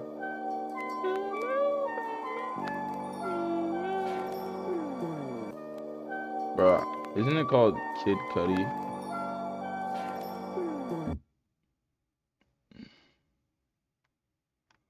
Bro,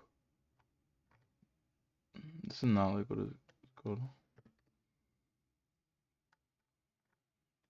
Oh, I guess it is. 'Cause that one mixing is fucking terrible. I don't know why I fucking sound like that. Oh, is there a better one?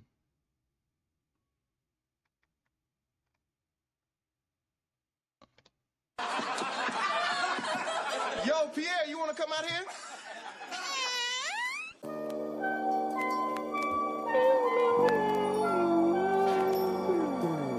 It does, yo, Vert. It does sound like that, but I fuck with it though. Like, I don't know. This is a great fuck. Okay, buddy, you got. Yo, Vert. and went, Carti didn't drop Come music, on, bro. letting fans down Come once on, again. bro. Moving into 2020, That is Carti a good resurfaced song, in headlines bro. for darker reasons after he was arrested on drug That is a and gun good charges song, in Clayton bro. County, Georgia. An incident that Blackie Can't Speaks tell me it's not a reported good on, song. explaining that Carti was apparently found with 12 bags of smoke, 3 guns, Xanax, codeine, and oxycodone. Playboi Carti was riding around in his Lambo and then got pulled over by the cops for having an expired tag. The cops decided to search the car and found a couple things. Now, they found 3 guns, 12 bags of marijuana, Xanax, codeine, and oxy That pills. mugshot is funny. 3 guns, like the cops.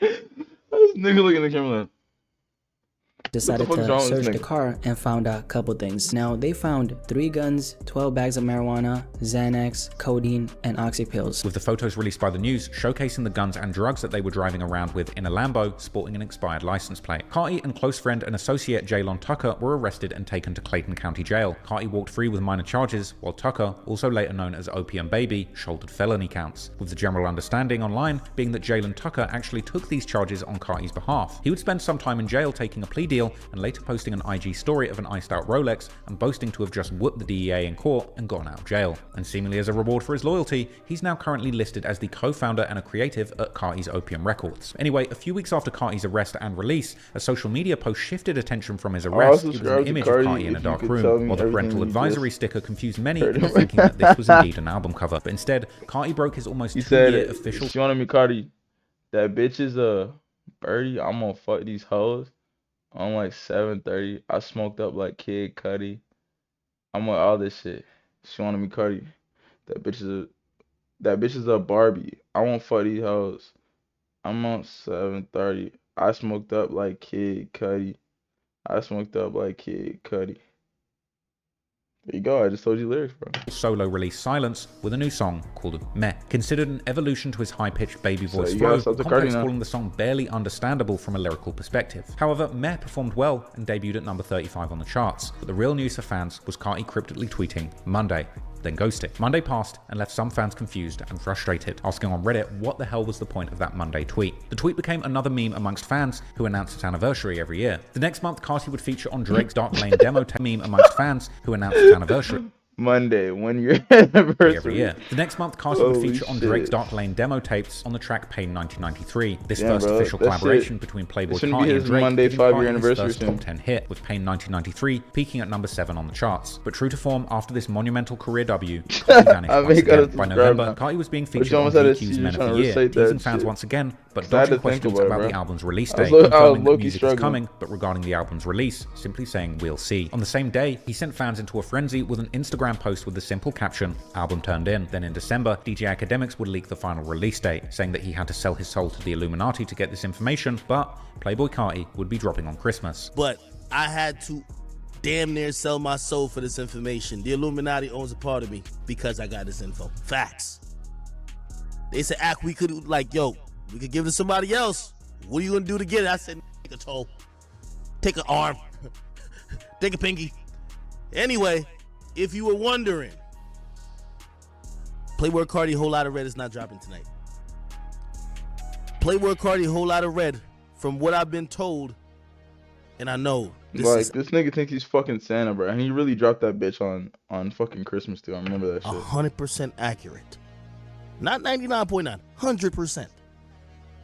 Playboi Carti, Whole Lotta Red will be dropping on Christmas Day. And to his credit, Academics was dead right. 859 days after Die Lit released, on December the 25th, 2020, fans could finally breathe as Whole Lotta Red actually dropped, debuting at number 1 on the US Billboard 200 with a whopping 100,000 units sold in its first week. This became Carti's first US number 1 album debut, along with a slew of other individual songs that hit the charts too, and the album received mostly positive reviews. I, however, at the time, not truly understanding the genius behind Carti's punk trap movement, listened to the album once and decided to make a video absolutely trashing it.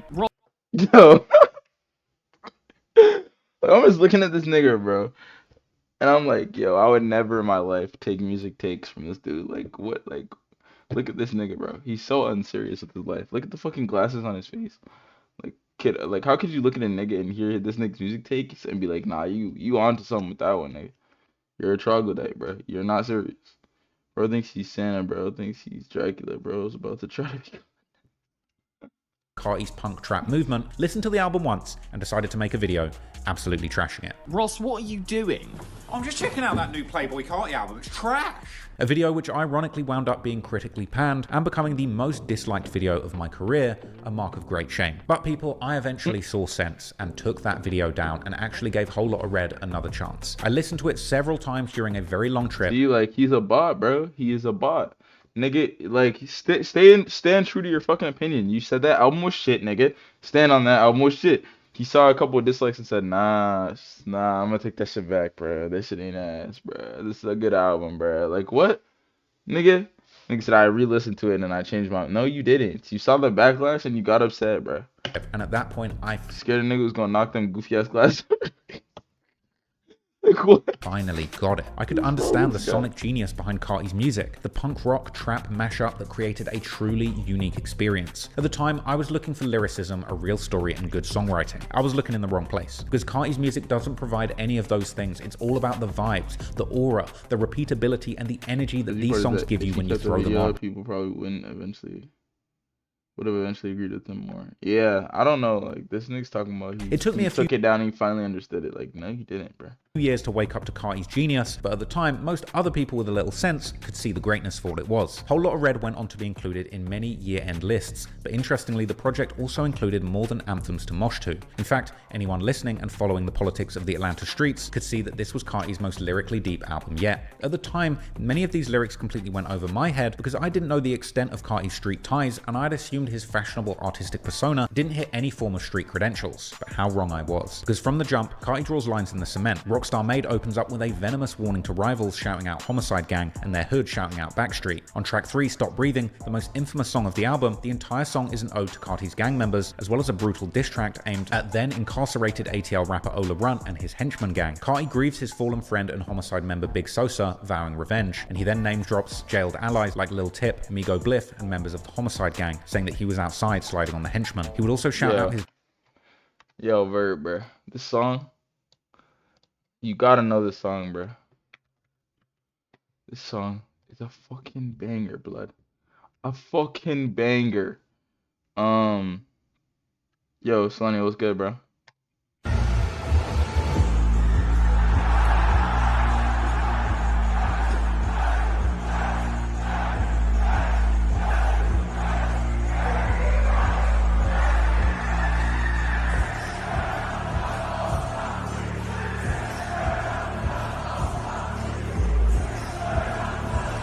This shit is so fucking tough. I'm not gonna lie. Like, holy shit, bro.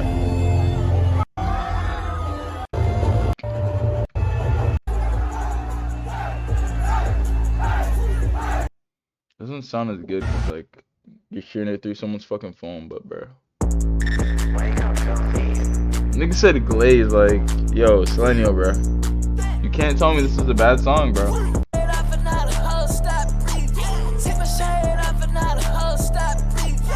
It's a fucking banger, bro. Blood affiliations and his affiliation with the Fives before dropping a shocking lyric that he had apparently had Ola Runt stabbed in prison, allegedly by Migo Bliff. On track 4 called Bino, Carti doubles down. The song named after his alleged triggerman, the track is a red flag rallying cry, letting his ops know that they're upping the score. He would also shout out Homicide member Bino, saying that Bino is known for going crazy. Even track 15, Punk Monk, would reference the times that Carti was riding around with a gun looking to rob people with Key and Man Savage, whilst hinting at betrayal from his own shooter, Lil TJ. On the track On That Time, no metaphors, no wordplay, Carti straight up swears on his son's life that he will leave his rivals in the ground. So to the suburban kids rocking out to Whole Lotta Red, it was rage music. But if you were from the streets of Atlanta, it was a coded map of bodies, betrayal, and block politics. Carti was now doing to drill music what he had done to trap music, making the first punk rock inspired gangster rap album that brought rage to the drill era. This was music that you could mosh to or slide to, and it had never been done before. And now this will become yet a new lane of innovation that Carti could use to drive his sound forward and continue evolving as an artist. But if fans wanted to hear more of it soon, they would be sorely disappointed. So fucking because if you thought the Whole Lotta Red rollout was a tease,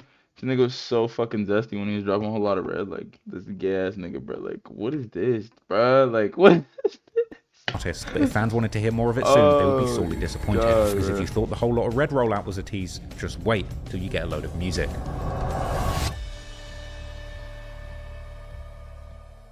Nigga, bro.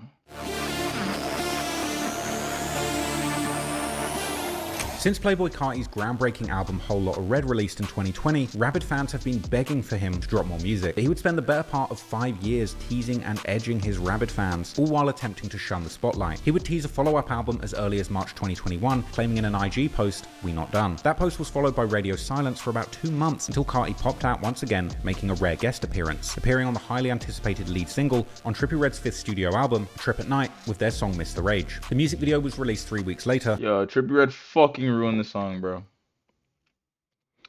Holy shit, bro. Trippie Redd fucking ruined this song, bro. Let me see something. Oh my god, wait. Did it fix itself? Nope, it fucking didn't. Anyways, yeah. The song was so much better. Bro, superpower is that. Like, yo, this song was so much better without fucking Carti on it. Or sorry, without Trippie Redd on it. Like, Trippie Redd actually fucking ruined that song, bro. The original one was so much better.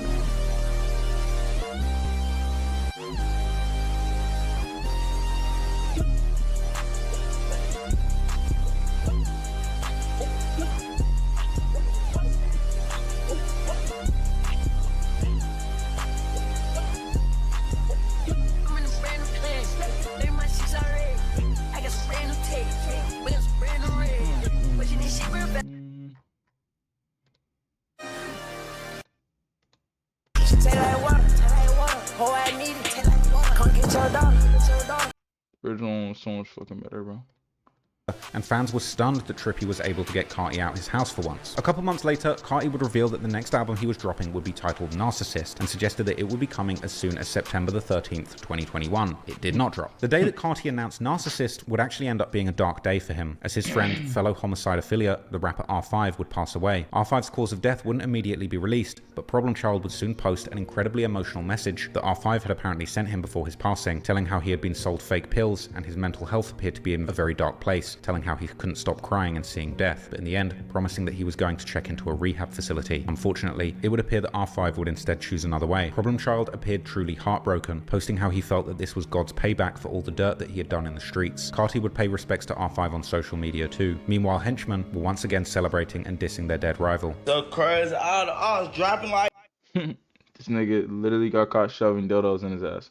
flies. What going on? But meanwhile, Carti would keep himself busy on the music side, and about a week after R5's death, he would make 2 appearances on Kanye West's album Donda, Off the Grid, that paired Carti up with Fabio Foreign, as well as the track Junior, which also featured a part 2, considered the remix of the track, extending Carti's verse and adding Ty Dolla $ign. Ye would later say that Carti is his favorite artist, and these rare appearances allowed him to keep his name at the top of the rap game while still maintaining his aura. After this, Carti went quiet for several months, only popping out in April 2022 to give a rare interview to XXL magazine where he revealed the new album would actually be called Music, not Narcissist. But that announcement was once again followed by pretty much radio silence until the end of the year. That is until December the 25th, 2022, on the 2nd anniversary of the release of Whole Lotta Red, Carti would tease his new album again, posting a pretty thoughtless cover up to IG, and tweeting saying that he loved his supporters and that it was time to tease these fans once again, and ultimately delivering nothing. A couple months later, the edging continued, when Atlanta DJ Swamp Izzo would claim in an interview that Carti is done recording a full-length LP, as well as teasing a collaborative album with NBA Youngboy. Future Red songs that like.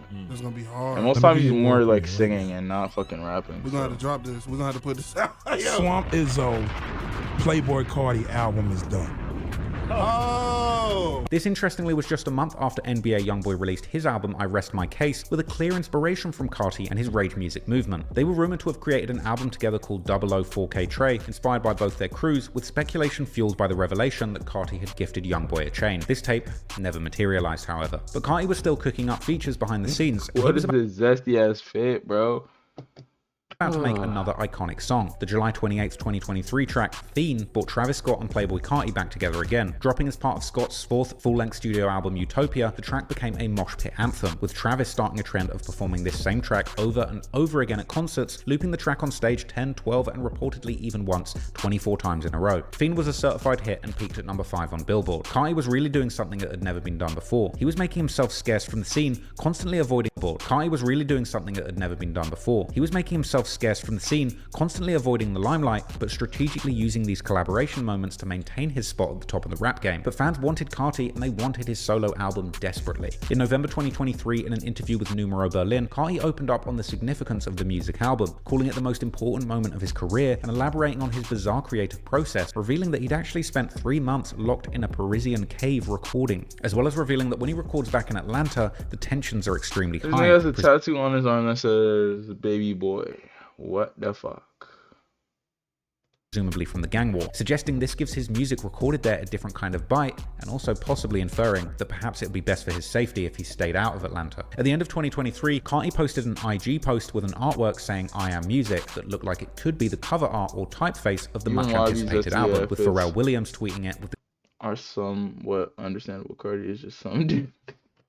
caption, "Prepare," prompting Carti to share that, sparking speculation that Pharrell was indeed working on the project too. This was followed by DJ Academics announcing on stream that the project was due in January 2024 and that it would be the greatest thing you'd ever heard. Just a day later, on December the 8th, 2023, Carti would finally bless fans with his first solo release in over 3 years, the song Different Day. A surprise release from the Opium Instagram account, it came along with a music video showing Carti vibing to the song next to a Lambo Urus, but this wasn't officially released on his channels or streaming platforms, committing to the underground approach that had kept his music buzzing amongst core fans, with Carti basically doing everything he could to intentionally keep his music and persona out of the mainstream conversation. A few days later, Carti would surprise fans once again with a Kanye West produced track called 2024, as well as a music video that was bound to blow up, depicting Carti smoking cigarettes at the gas station. Over the following weeks, the usually reserved Carti would flood the internet with music. His next song, Hood by Air, featuring Carti in a warehouse surrounded by goons and his label mates, and the title for Hood by Air was stylized by incorporating 2 zeros rather than the letter O as a reference to his Opium label, something he'd continue to do on subsequent releases. Bro, what are the those following shoes? month, Backrooms No way he dropped, thinks being those are Carti's hard. Which 4th ones? label for Hood by next song, Hood at the gas called talking 20 string about concerts, with Carti based in platforms committing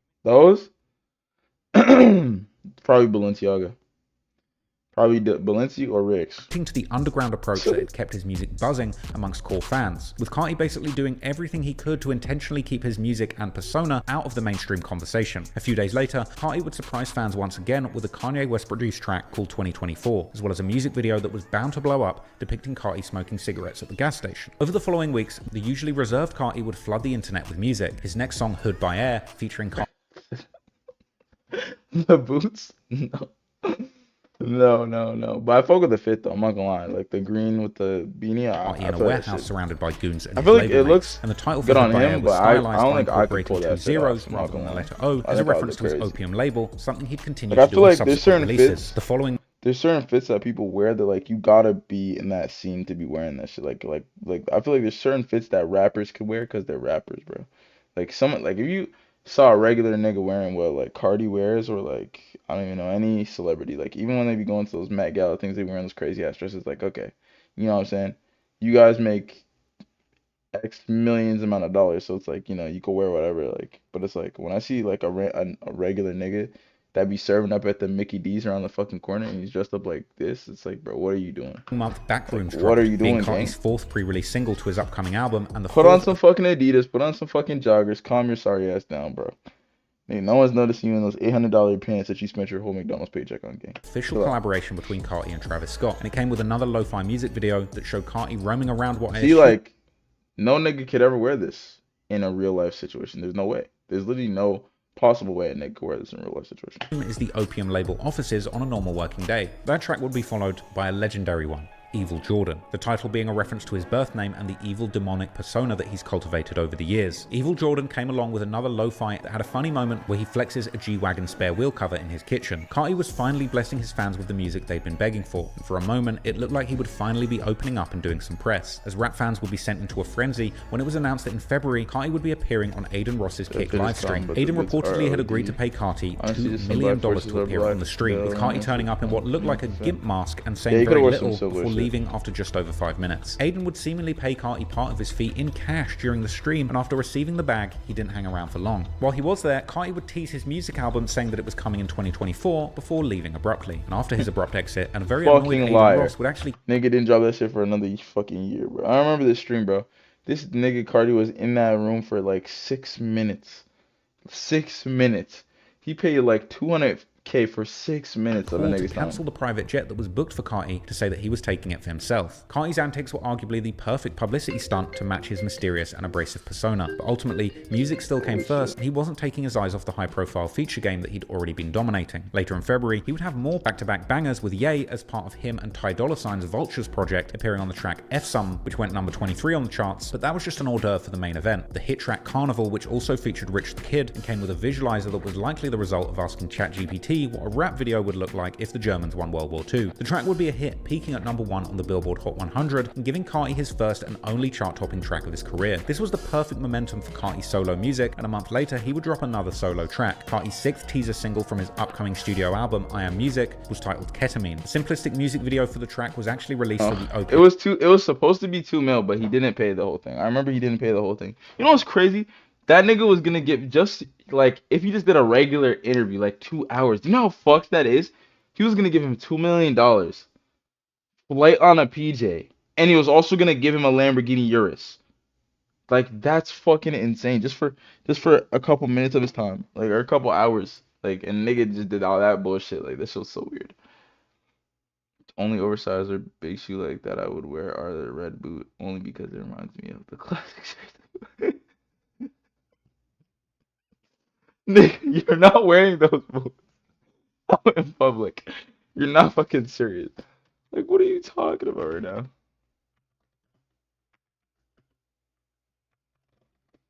You would wear these outside. You'd wear these shits outside, bro. You're not serious, bro. Yo, Bert, you're not serious. This is ridiculous, dude. You're insane. Instagram, and the video included gritty and raw scenes of ambiguous figures in a trap house preparing guns and knives for war, along with scenes of Carti rapping aggressively in a room to a guitarist and spazzing out on a dirty mattress. But Carti wasn't done slaying features still, and the same month he would appear on one of the biggest albums of 2024, the track Type Stuff, along with Travis Scott that? From Metro and Future's. Nigga said a we. No. Change that we to a I'm or a you, because that I ain't wearing no big. Don't Trust You album. Them shits go up to your fucking knees, nigga. I'm not wearing that shit. Number 2 on the Billboard charts, and now with a number 1. This is a banger though. I listen to the song every time. I feel like I've never done a single drug in my entire life. I've never even smoked a blunt before. I feel like if I were to ever smoke a blunt in my life, no. Nigga said yes, we, including you. No. Anyways, I've never smoked a blunt in my entire life. I've never smoked anything, nothing. I feel like this song right here, if I was ever gonna smoke in my life, this is what I'd fucking play. He doesn't stomp the squirrel in him. That's some new type shit. Get a nigga wet on news type shit. I feel like this is some shit that someone would be smoking and play this shit. All your homies crushing on some food type. Flooding up the spot, it's like a pool type. All your homies crushing on some food type shit. All your homies crushing on some food type. Eating all the perkins on some food type shit. Kick slow flow, jet suit type shit. Red light my dread like some on blue type shit. Cook a nigga up like food type shit. Push up on my dogs, cook it down type shit. She gripping all on my bras, I got the moon type shit. Thomas they cover my flaws, I ain't had to brand new type shit. Run around joint with the brush, I look like a new type shit. All of my jeans to say I think. That was Travis Scott. The part that you were hearing was Travis Scott. This part's Carti. That was Travis Scott.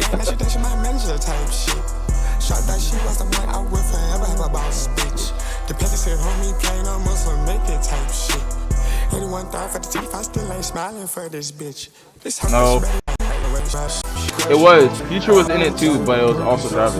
Like this part, it's Travis.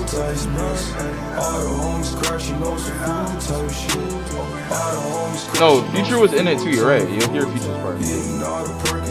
Like I can tell you when it's Future. Yeah, that's Future. That was Travis. This is Future. This is Carti now. Like they just went from Travis to Future to Carti. Future again, and then Carti again. They like punching in and out. Like Carti's or Travis was going, and Future came in. Carti went. Future went. Carti went. You're both right, bro. Number 2 hit within just a matter of months, this would be the perfect time for Carti to keep releasing solo music. But in classic Carti style, he continued toying with the fans and going quiet for a few months again, then popping back out on June the 17th with a 10-second snippet of solo music on his Instagram, which was frankly awful. But after that, Carti seemed to crawl back into his cave for a couple more months, eventually re-emerging on September the 13th, 2024 with the track All Red, his first solo release on actual streaming platforms since his second studio album Whole Lotta Red. Keep in mind, all the solo tracks that he had released during this period had been on IG or YouTube without true commercial releases on all platforms. The cover had a reference to Carti's gang ties saying "I stay with the fives," and the lyrics would see Carti seemingly making more subtle references to gang violence and the war in his city, referencing being dressed in all red, staying with his fives, and people getting shot and killed, and saying that he was wearing a balaclava and shooting people before he got rich, as well as talking about getting the drop on his ops and sending shooters there in stolen cars immediately. Yo, it's so crazy, like, I don't know, most of you guys weren't, or both of you guys weren't here at the start of this when I started watching this, bro. But the transition from how he was when he was a little nigga, like the way, you should have seen the way he was laughing and giggling in the fucking car. That nigga Carti would never do some shit like that again now, bro. That nigga be standing there like trying to be cool and shit. Like he would never do that now. It's so fucking crazy. Because when I went to check out the store and the cashier was making conversation, I responded with type shit. Nah, you trim, Bert. Cashier said, have a good day. You said, type shit. You're crazy. Further teased the I Am Music album, showing the logo that he had shared earlier frequently. All Red ended up hitting number 15 on the Billboard Hot 100, actually becoming his highest charting solo song of his career. And he would take this opportunity to tease the album's release date again, confirming on Instagram that the album was coming and available for pre-order, as well as dropping merch, as well as a digital album pre-order that claimed that the album would be available in 2025. Fans were eagerly anticipating the album, and despite all the delays and letdowns, it looked like... why whenever rappers make music, they always drop the shittiest merch? Like, what is this? PBC? Playboi Carti? Like, what kind of shitty ass hoodie is this?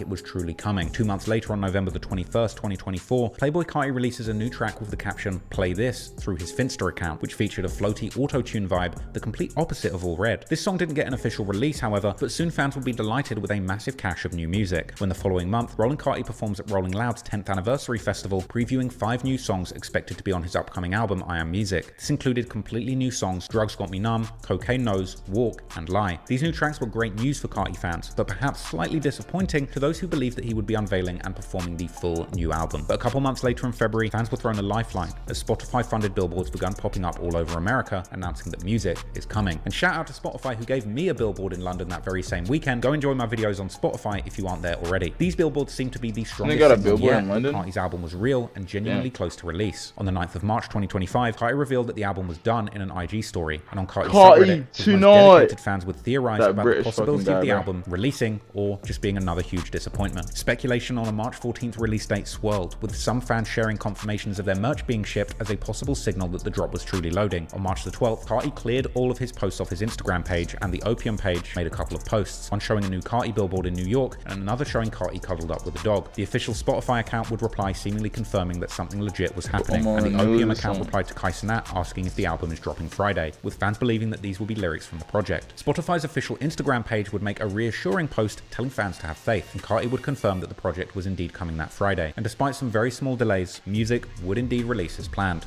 completely taking over the rap game and setting records for streaming numbers and storming to the top of the Billboard charts. Carti was also booked to headline Rolling Loud California records for streaming numbers. Holy shit. 300k units. 450 plus streams opening week. Oh my, and storming to the top of the Billboard charts. Carti was also booked to headline Rolling Loud California. Pack of ground beef, and she was like, I used to eat these a lot. Goes great and pasta. My ass said exactly. Yeah, type shit. Oh my god. Oh my god. Yo, our society is cooked. Our society is cooked. She's just trying to make some conversation. Nigga said, yeah, type shit.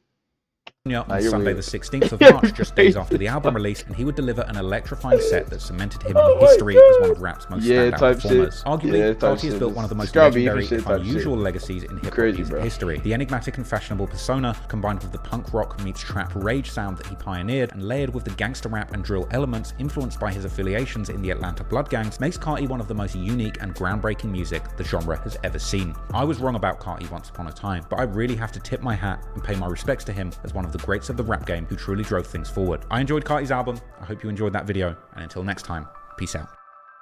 See you next time. Peace out. Peace out.